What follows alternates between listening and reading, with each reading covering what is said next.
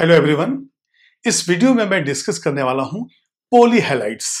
अब जैसा नाम बिल्कुल क्लियर है कि पोली हैलाइड्स मतलब ऐसा आयन जिसमें हैलोजेंस ढेर सारे हों, मतलब एक से तो ज्यादा हो ही। तो इसके लिए हम देखते हैं कि यदि हम आयोडीन लेते हैं तो देखिए आयोडीन जो है वो वाटर में इनसॉल्युबल है। अब सॉल्युबिलिटी की बात करेंगे तो आपको मालूम है कि फ्लोरीन से लेके आयोडीन तक जो है डिक्रीज ही होता है। फ्लोरीन को आप कोल्ड में भी डिजोल्व कर सकते हैं, क्लोरीन भी डिजोल्व होता है, ब्रोमीन भी डिजोल्व होता है। तो फ्लोरीन एंड क्लोरीन दोनों गैस थे, वो डिजोल्व हो गया। ब्रोमीन लिक्विड है, वो डिजोल्व हो गया है। आयोडीन सॉलिड है। जब हम आयोडीन को वाटर में डालते हैं तो इट रिमेन्स इनसॉल्युबल। लेकिन यही वाटर की जगह यदि हम एक्वस केआई लेते हैं, एक्वस पोटेशियम आयोडाइड लेते हैं, तो वहां पे हमें कंपाउंड मिलता है KI3, पोटेशियम ट्राई आयोडाइड। अब देखिए के ऊपर चार्ज क्या है, +1, तो टोटल I3 के ऊपर चार्ज हो गया माइनस। तो ये जो I3 माइनस बना, इसमें एक से ज्यादा आयोडीन हो गया, तो ये हो गया पोली आयोडाइड। अब ऐसा नहीं कि पोली आयोडाइड का एक एग्जाम्पल हो, तो पोली हैलाइड जो है सिर्फ एक ही एटम होने चाहिए, एक ही तरह के एटम होने चाहिए। ये ICl माइनस भी हो सकता है। तो जो भी हैलाइड्स होंगे एक से ज्यादा, वो अलग अलग टाइप के भी हो सकते हैं और एक टाइप के भी हो सकते हैं। तो देखिए यहाँ पे मैंने एग्जाम्पल्स दिए हैं। मैंने आपको ये I3 माइनस, ये निगेटिव वाले हैं, ये पॉजिटिव वाले हैं और ये फिर निगेटिव हैं। तो इनका डिस्कशन हम करेंगे। तो कम से कम आपको आइडेंटिफाई करना आना चाहिए कि हाँ ये पॉलीहैलाइड्स है और इसके अंदर ये एटम्स हैं, इसमें ऑक्सीडेशन स्टेट क्या है, इतना। तो सारे जो है कंपाउंड्स को याद करने की जरूरत नहीं है, लेकिन एग्जाम्पल तो याद चाहिए ही हमें। I3 माइनस ये सब जो है, एक दो एग्जाम्पल जो है जिसके स्ट्रक्चर जो है वेरी इजीली हम रिमेंबर कर सकते हैं। लेकिन जो बाकी पॉलीहैलाइड्स हैं जैसे ये I7, I5, I9 और ये, तो इसमें जो है बहुत मुश्किल जाता है। लेकिन हमें उसको याद करने की जरूरत नहीं है। आप सिर्फ याद रखिए हाँ ठीक है ये पॉलीहैलाइड है, लेकिन फिर भी आपके इंटरेस्ट से के लिए मैं इसको भी ड्रॉ करके दूंगा, ताकि कम से कम ये तो आइडिया हो कि जब ढेर सारे आयोडीन हुए तो क्या हुआ। तो सबसे पहले हम यहां पे देखेंगे कि पॉलीहैलाइड्स का मतलब हो गया हैलोजेंस आर मोर देन 1। अब यदि ये जो आयन बने पॉलीहैलाइड, इसमें मोर देन 1 है, तो एग्जांपल हम लेंगे I2 is insoluble in water. भाई पहला चीज इनसॉल्युबल इन वाटर, लेकिन ये कैसा है, एक्वस केआई में सॉल्युबल है। तो यहां लिखेंगे बट सॉल्युबल इन एक्वस केआई। जो पोटेशियम आयोडाइड का सॉल्यूशन है उसमें जब हम आयोडीन डालेंगे तो देखते वो डिसॉल्व हो जाता है। तो अब यहां पे देखेंगे इक्वेशन क्या होगा। ये देखिए आयोडीन हो गया, ये एक्वस केआई है और ये हमने लिया है सॉलिड। यहां से जो प्रोडक्ट बना ये हो गया KI3। अब ये जो KI3 हुआ, इसके अंदर जो आयोडीन है उसमें 3 आयोडीन के ऊपर एक निगेटिव चार्ज। तो अब यहां पे हम देखेंगे यदि हम लिखते हैं KI3 और इसको हम ऐसा ब्रेक करें तो ये प्लस हो गया और ये माइनस हो गया, ये हो गया I3 माइनस। अब I3 माइनस का स्ट्रक्चर कई जगह हम लोगों ने देखा है, तो स्ट्रक्चर जब मैं डिस्कस करूं तो सारे स्ट्रक्चर को देखूंगा, लेकिन यहां पे हमने देखा कि I3 minus is polyhalide triiodide है ये। तो यहां पे हम लिखेंगे देयरफॉर I3 माइनस इज पॉलीहैलाइड। तो सबसे पहले हमने क्या देखा, एक हैलोजन को एक हैलाइड के साथ रिएक्ट किया तो ये बना। तो यहां पे हम लिख सकते हैं हैलोजन प्लस हैलाइड। देखिए ये हैलोजन, ये हैलाइड, ये हो गया I3 माइनस पॉलीहैलाइड। तो यहां से हो जाएगा पॉलीहैलाइड। अब एक और प्रिपरेशन देखते हैं कि यदि मान ली हम जाते हैं इंटरहैलोजन कंपाउंड पे और कोई अल्कली मेटल क्लोराइड के साथ रिएक्ट कर ले, वहां भी हमें पॉलीहैलाइड मिलेगा। तो यहां नेक्स्ट जो हम लेंगे, यहां पे हम लेंगे, ये हो जाएगा इंटरहैलोजन कंपाउंड। तो यहां पे इंटर हैलोजन कंपाउंड प्लस यहां पे मैं ले रहा हूं एल्कली मेटल हैलाइड। जब ये दो कॉम्बिनेशन आप लेंगे तो यहां से हमें मिलेगा कंपाउंड कंटेनिंग पॉलीहैलाइड। तो कंपाउंड कंटेनिंग पॉलीहैलाइड कैसे, उसका एग्जांपल तो इंटरहैलोजन कंपाउंड। हम एक काम करते हैं, एक ICl ले लेते हैं इंटरहैलोजन कंपाउंड। तो ये हो गया ICl, ये ICl हो गया। और इसमें दिया हुआ है एल्कली मेटल हैलाइड, तो एक हम KCl ले लेते हैं। अब जैसे ही हमने KCl लिया तो K प्लस तो वही रहेगा, बाकी जो है कंबाइंड होकर एक पॉलीहैलाइड बनेगा। तो यहां पे हम देखेंगे ये हो जाएगा K जिसके ऊपर प्लस चार्ज होता है, और बाकी जो बचा ICl2 ये हो जाएगा ICl2, तो इसके ऊपर माइनस चार्ज है। तो आपने देखा पॉलीहैलाइड बनाने का एक तो हो गया कि हैलोजन किसी हैलाइड के अंदर रिएक्ट कर ले, या तो फिर इंटरहैलोजन कंपाउंड जो है वो एल्कली मेटल के साथ रिएक्ट कर ले। तो यहां पे जो है इंटरहैलोजन कंपाउंड, तो यहां पे लिखेंगे हम देयरफॉर ICl2 माइनस इज पॉलीहैलाइड। पॉलीहैलाइड में या तो एक जैसे दो एटम हो या दो से ज्यादा हो, या तो हो सकता है कि अलग अलग एटम्स हो। तो या ICl2 माइनस भी जो है पॉलीहैलाइड आया। अभी हमारे डिस्कशन में क्या क्या आया है, I3 माइनस आ चुका है, ICl माइनस 2 आ चुका है। इसी तरह से अब देखिए जो I3 माइनस आया और यहाँ पे देखिए Br3 माइनस Cl3 माइनस है, तो हम देखते हैं कि स्टेबिलिटी जो I3 माइनस का है that is more than Br3 and Cl3 minus जो है। तो यहां पे लिखेंगे stability of I3 minus is more than Br3 minus and Cl3 minus. तो यहां पे हम देख रहे हैं कि स्टेबिलिटी भी जो है आयोडीन के केस में जो है वो ज्यादा है बिल्कुल। तो इंटरहैलोजन कंपाउंड्स जो हमने लिया है उसको रिएक्ट कर दिया एल्कली मेटल के साथ, और इस तरह से ये अलग एक पॉलीहैलाइड मिला जिसमें एक आयोडीन है और दो क्लोरीन है। ठीक है, अब यदि हम दूसरा इंटरहैलोजन कंपाउंड ले लें और इसका भी एल्कली मेटल क्लोराइड के साथ रिएक्ट करें तो यहां पे भी पॉलीहैलाइड बनेगा। तो चलिए एक एग्जांपल लेते हैं हम लोग।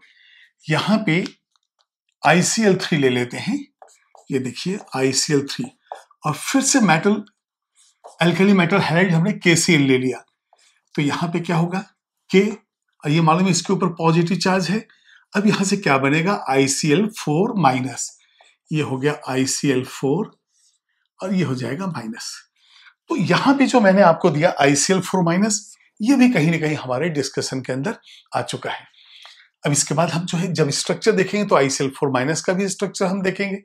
तो एक ये प्रिपरेशन हो गया। अब यदि मान लिए यहां पे जैसे Cl और Cl एक ही तरह के जो है हैलोजन है, अब यदि दूसरा भी हो तो चलेगा।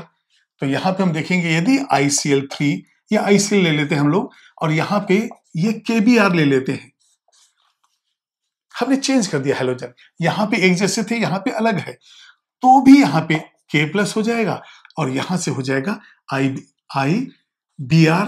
अभी देखिए IBr और ये K के साथ Cl भी आ जाएगा, IBr एंड Cl। तो हमने क्या किया, इलेक्ट्रोनेगेटिविटी ऑर्डर इंक्रीजिंग ऑर्डर में इनको डाल दिया। तो KIBr Cl, तो मालूम है क्लोरीन ब्रोमीन आयोडीन ऐसा होता है, तो इसके ऊपर माइनस चार्ज हो गया।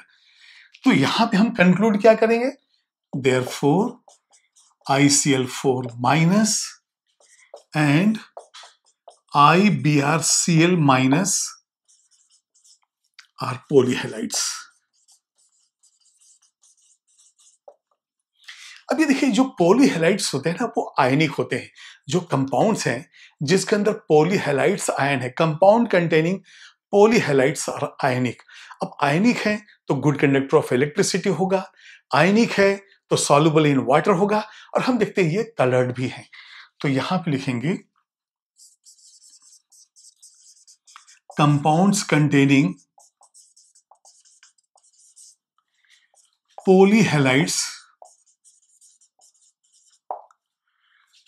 आर, अब यहां पे हम देखेंगे फर्स्ट वन सबसे पहले आयनिक, सेकंड अब आयनिक है तो ये होगा soluble in water. Soluble in water है, आयंस है, तो इलेक्ट्रिकल कंडक्टिविटी भी होगा सॉल्यूशन में, तो यहां पे हो जाएगा good conductor of electricity in aqueous solution. और यहां पे आपको देखना है कि ये जो पॉलीहैलाइड्स है वो कलर्ड हैं। देखिए K+ का कोई कलर नहीं, Na+ का कोई कलर नहीं, लेकिन ये जो पॉलीहैलाइड्स है वो कलर्ड हैं। तो यहां पे fourth one, these halides are coloured, ये हो गया कलर आपके। ठीक है, अब यदि मान ली हम यहां पे कलर का बात करें तो यदि मैं लिखूं यहां पे ब्रोमो आयोडाइड्स, अब मतलब Br हो और I हो तो कलर इसका होता है रेड, मैंने रेड मार्कर यूज किया ना, ये हो जाएगा रेड। ठीक है, अब यदि मान ली हम क्लोरो के साथ, अब देखिए हमें क्लोरो के साथ ब्रोमो लेना है, तो ब्रोमीन तो आपको मालूम है ना कि वो ब्राउन होता है और ये जो है येलोइश कलर देता है, तो यहां पे लिख देंगे हम क्लोरोब्रोमाइड। तो मैं क्लोरोब्रोमाइड को ऐसा लेता हूं, क्लोरोब्रोमाइड्स, ये होता है येलो। तो इस तरह से हमने देखा कि कलर्ड जो है ये पॉलीहैलाइड्स होते हैं। अब यदि मान लीजिए कोई एक कंपाउंड हो जिसके अंदर पॉलीहैलाइड्स हो, अब इस पॉलीहैलाइड्स में यदि अलग अलग तरह के जो है हैलोजेंस हो तो वहां पे क्या होगा, जो लैटिस एनर्जी है, देखिए लैटिस एनर्जी हम क्या कहते हैं कि जो product of charge divided by जो radius of cation plus radius of anion उसका स्क्वायर है। तो सबसे पहले एक पॉइंट देखेंगे यहां पे, क्योंकि मेरा डिस्कशन जो है एक लैटिस एनर्जी पॉइंट पे आने वाला है, तो इसलिए देखते हैं लैटिस एनर्जी, इसको मैं LE लैटिस एनर्जी कहता हूं। तो ये देखिए lattice energy is directly proportional to Q1 Q2 divided by RC plus RA, radius of cation and radius of anion. अब ये देखिए यदि हमने पोटेशियम लिया तो ठीक है, रेडियस ऑफ कैटायन तो फिक्स हो गया, लेकिन एनायन जो है, अब एक क्लोराइड है, एक ब्रोमाइड है, एक आयोडाइड है, यदि इतने सारे हों और हम एक पॉलीहैलाइड जो कंपाउंड उसको हीट करेंगे तो उसके डिकम्पोजिशन में जो मेटल के साथ हैलोजन जाएगा वो कौन सा जाएगा, जो छोटा है। क्यों, यदि मान लीजिए जैसे हम मान ली लेते हैं, देखिए KI BrCl ये सब पूरे हैं, जब इसको हम हीट करेंगे तो एक हमारे पास जो है पोटेशियम का जो हैलाइड बनेगा, तो उस हैलाइड में जो छोटा आयन है, जो छोटा हैलोजन है वही जाएगा। क्यों, उसका लैटिस एनर्जी ज्यादा होगा, और लैटिस एनर्जी ज्यादा है तो स्टेबिलिटी ज्यादा होगी। क्योंकि लैटिस एनर्जी क्या है, जब आयंस आपस में कंबाइन करके 1 मोल ऑफ गैसियस, जो गैसियस आयंस जो हैं, जब 1 मोल कंबाइन करके बनाए 1 मोल सॉलिड, अब ये 1-2 मोल इस पे डिपेंड करता है कि फार्मूला क्या है, लेकिन 1 मोल ऑफ आयनिक सॉलिड बनना चाहिए। तो बनते समय जो लैटिस एनर्जी है वो एनर्जी रिलीज्ड है, लेकिन वही आयनिक कंपाउंड 1 मोल हो और उस 1 मोल को आयंस में आप डिसोसिएट करना चाहते हैं, then energy required that is also lattice energy. तो हम लैटिस एनर्जी को दो तरह से डिफाइन करते हैं, it is the energy released when 1 mole of ionic solid is formed from its gaseous ion, मतलब फॉर्मेशन में एनर्जी रिलीज्ड, या फिर हम कह सकते हैं it is the energy required to dissociate ions from 1 mole of ionic solid. तो अब हमारे पास प्रॉब्लम यह है कि यदि हम ले लें, चलिए अब पोटेशियम ले लिए, तब रुबिडियम के ऊपर कंपाउंड लेते हैं, तो यहां पे हम लिखेंगे कि if lattice energy is more than stability of ionic compound is more. भाई आयनिक कंपाउंड है, वहीं पे हम लैटिस एनर्जी कह सकते हैं। अब जब किसी आयन को, किसी मॉलिक्यूल को जो पॉलीहैलाइड कंटेन करता है, इसको जब हम हीट करेंगे इसका डिकम्पोजिशन करेंगे तो smaller halogen will be with the metal. वो पॉइंट हम लोग लिखेंगे यहाँ पे। इसको पहले आप नोट कीजिए, इतना जो भी है।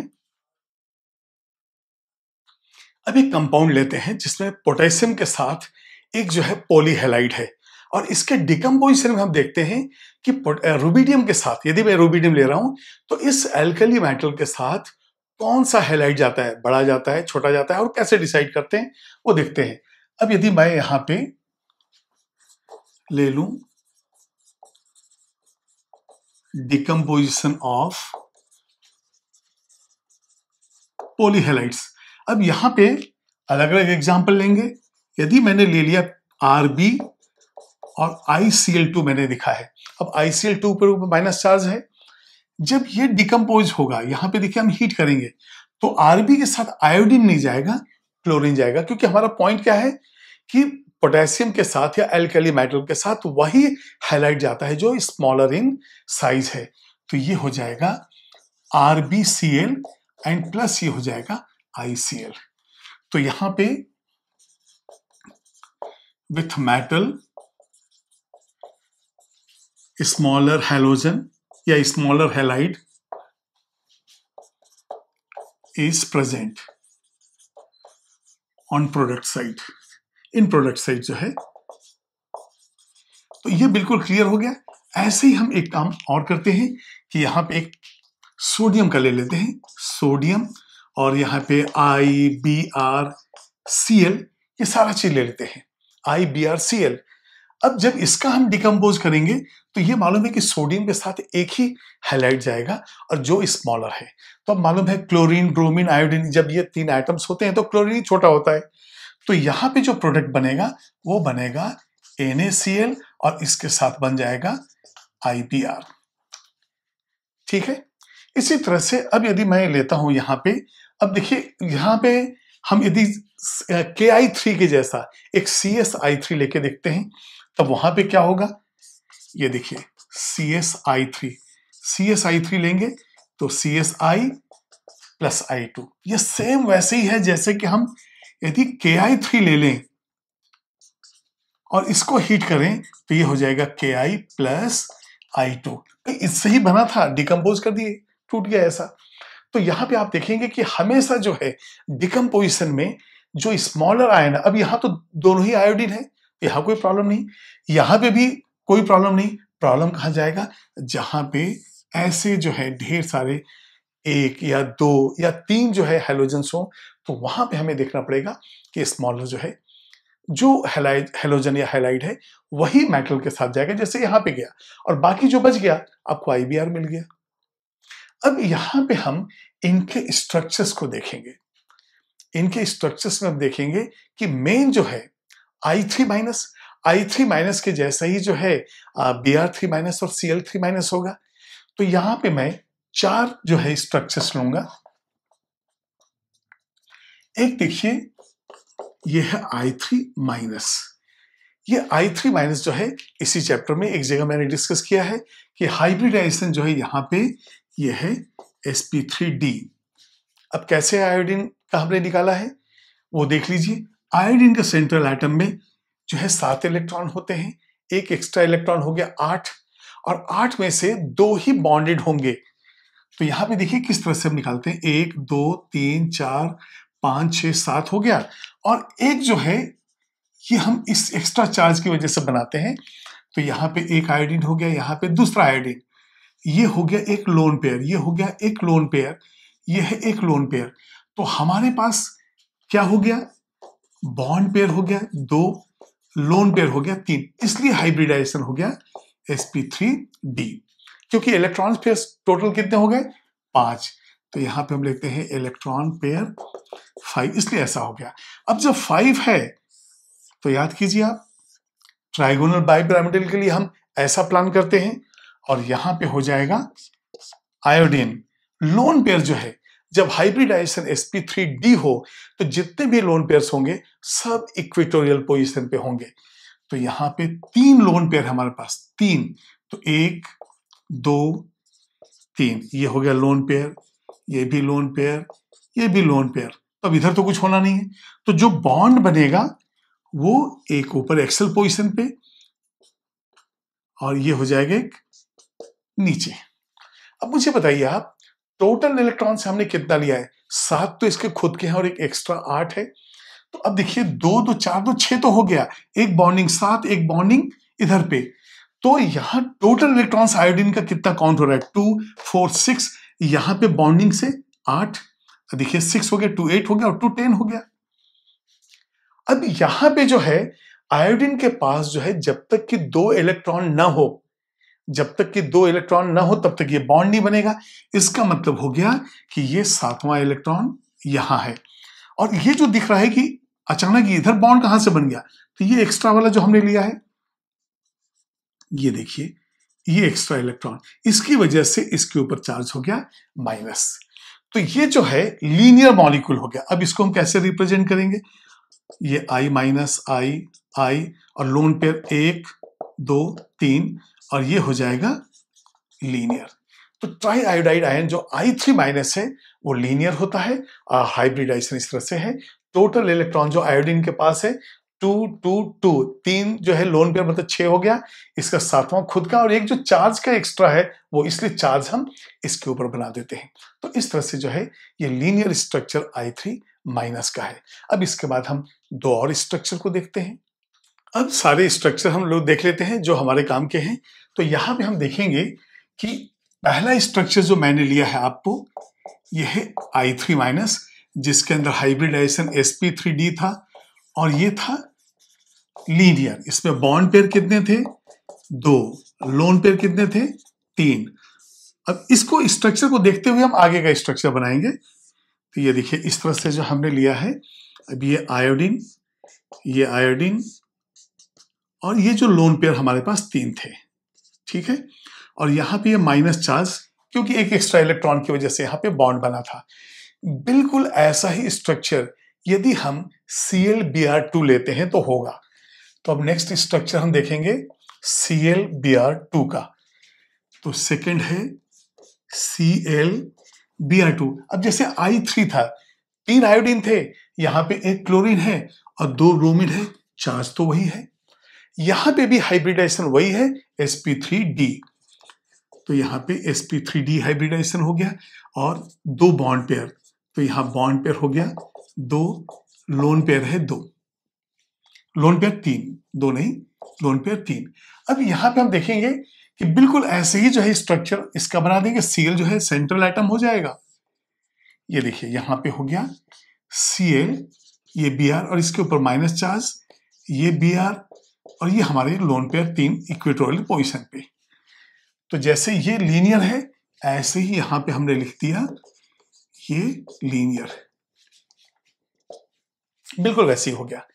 अब यदि मान लिए हम I3 प्लस की जगह, हाँ I3 माइनस की जगह I3 प्लस ले तो क्या होगा?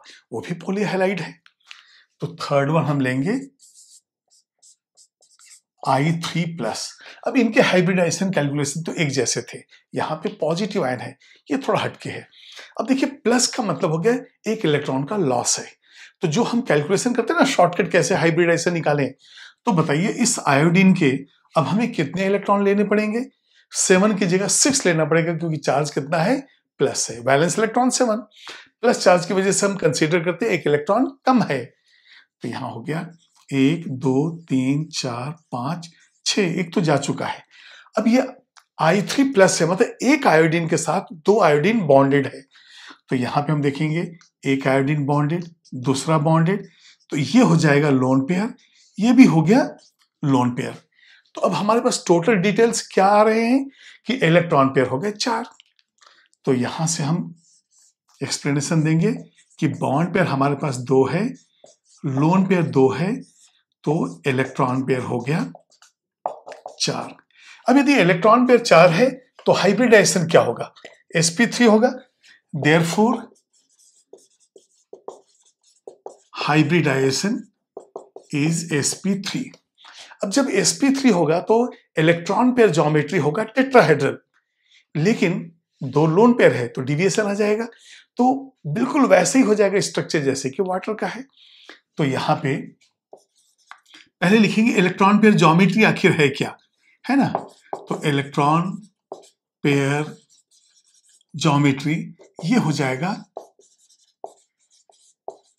टेट्राहेड्रल। और जब हम बॉन्ड्स के अनुसार डिसाइड करते हैं कि शेप क्या है, तो वो देखते हैं हम लोग। शेप जो है ये हो जाता है बेंट, या फिर हम लिखते हैं एंगुलर, या फिर हम कहते हैं वी शेप। तो यहां पे ये I3+ का मतलब हो गया तीनों आयोडीन ही है, लेकिन एक आयोडीन ऐसे होंगे और दो आयोडीन जो है इस तरह से होगा, ये I। और ये जो बॉन्ड एंगल है नियरली 105 डिग्री आ जाता है।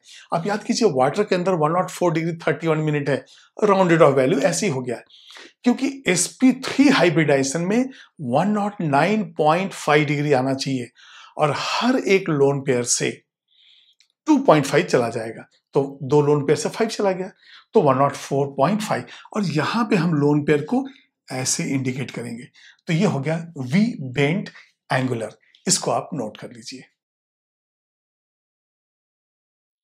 अब एक एग्जांपल लेते हैं ICl4- का। सबसे पहले इसका हाइब्रिडाइजेशन निकालेंगे और फिर देखेंगे इसका शेप इस पॉलीहैलाइड का कैसा है।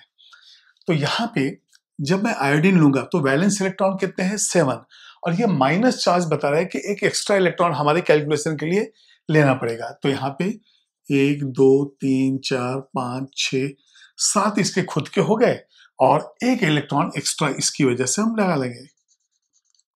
अब बताइए यहाँ पे क्लोरीन कितने आइटम्स हैं 4, हर क्लोरीन के लिए एक एक इलेक्ट्रॉन यूज होगा 2 3 4। अब यहां पे आप देखेंगे एक लोन पेयर ये हो गया, एक लोन पेयर ये हो गया। तो हमारे पास जो इंफॉर्मेशन आ रहा है वो ये कि बॉन्ड पेयर हमारे पास है 4 और लोन पेयर है 2। यदि यहां पे इलेक्ट्रॉन पेयर हमारा हो गया 6, तो 6 इलेक्ट्रॉन पेयर की वजह से आप देखेंगे हाइब्रिडाइजेशन जो है वो होगा sp3d2। तो यहां पे हम लिखेंगे हाइब्रिडाइजेशन ये हो जाएगा sp3d2। अब जब sp3d2 है तो हाइब्रिड ऑर्बिटल कितने होंगे, यहां पे हो जाएंगे टोटल 6।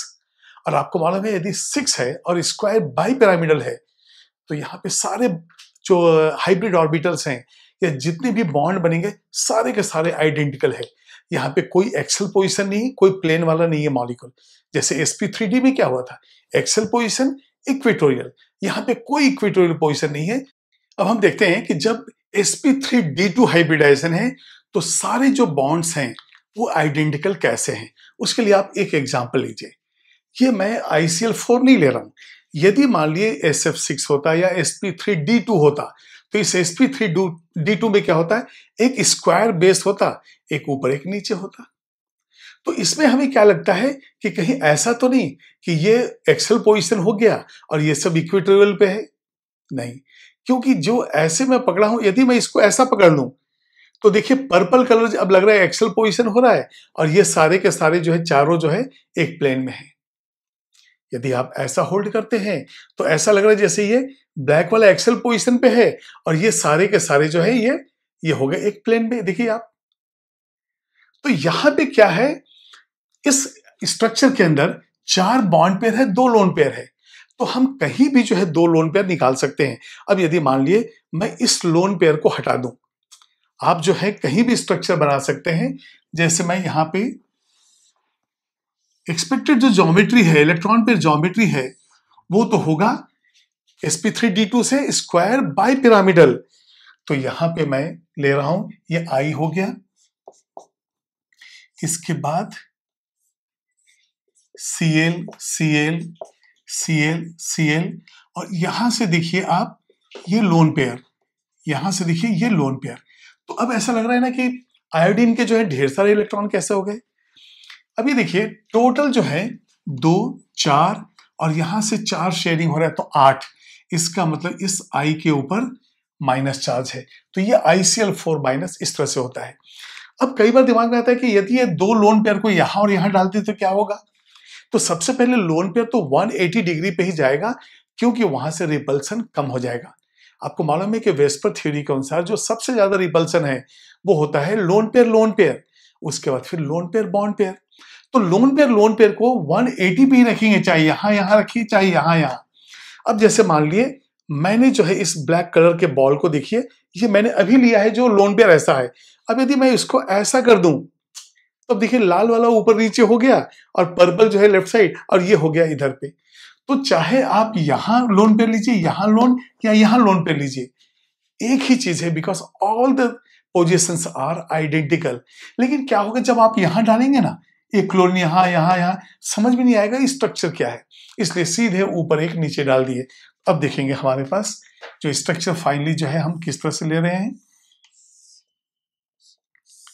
ये देखिए इस तरह से हम ले लेते हैं स्क्वायर प्लेनर साइज, यहां से ये देखिए Cl इसके ऊपर माइनस चार्ज है, और एक लोन पेयर यहां, एक लोन पेयर यहां, और ये हो जाएगा square planar.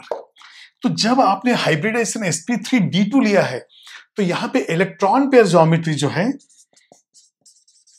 Electron pair geometry, इसको कहेंगे हम ऑक्टाहेड्रल, या फिर कहेंगे स्क्वायर बाय पिरामिडल। लेकिन जब लोन पेयर्स को हम कंसीडर नहीं कर रहे हैं तो बॉन्ड से जो शेप आएगा वो हो जाएगा स्क्वायर प्लेनर। तो ये जो है ये है शेप। तो ये डिफरेंस आपको मालूम होना चाहिए, इलेक्ट्रॉन पेयर ज्योमेट्री क्या है, शेप क्या है। तो इस तरह से हमने देखा कि ये जो है ये हो गया स्क्वायर प्लेनर। तो बाकी इनकी तो जरूरत नहीं है, तो इसलिए ऐसा करता हूं मैं एक सिर्फ ड्रॉ कर देता हूं, उसके डिस्कशन का कोई मतलब नहीं है, क्योंकि आपको सिर्फ आइडेंटिफाई करना है कि क्या I7 minus, I9 minus, I5 minus ये क्या पॉली हैलाइड है, बस आपका यस और नो। लेकिन ये जो एग्जांपल्स हैं आपके केमिकल बॉन्डिंग में भी हैं और यहां पे भी है, इसलिए मैंने इसका डिटेल दिया आपको। ये कुछ आयंस हैं जिनको मैंने डिस्कस किया कहीं ना कहीं, इसलिए जो है इसके स्ट्रक्चर में दे दिया। आपसे कोई ये नहीं पूछने वाला कि I9 माइनस का स्ट्रक्चर क्या है, आपसे पूछा जाएगा क्या ये पॉली हैलाइड है। लेकिन ये जो है कहीं ना कहीं डिस्कशन में आया है, तो थोड़ा सा अपने इंटरेस्ट के लिए कई बार आपको दिमाग में आता है कि भाई अच्छा ये बताइए I5 प्लस कैसा होगा, I5 माइनस कैसा होगा, इसलिए मैंने आपको दे दिया। इसके ऊपर आपको जोर देने की जरूरत नहीं है दिमाग को, बिल्कुल ये थोड़ा आपके इंटरेस्ट के लिए है कि पॉलीहैलाइड्स ऐसे भी होते हैं। जो हम लोगों ने लिया है I3 माइनस, इसका याद कीजिए आप, बेंड शेप भी हमने लिया है, और इसके बाद कहीं टेट्राहेड्रल हो सकता है, कहीं जो है स्क्वायर प्लेनर हो सकता है, लीनियर हो सकता है। जो कॉमन एग्जांपल थे जिसको मैंने सारा एक्सप्लेन किया है वो इंपॉर्टेंट है, ये नहीं बस आपके इंटरेस्ट के लिए मैंने आपको दिया है। तो इसको भी आप नोट कर लीजिए, कभी न कभी हुआ कि ठीक है I9 माइनस कैसा होगा, तो नजर आना चाहिए कि किस तरह से पॉलीहैलाइड्स आपस में बॉन्डेड होते हैं।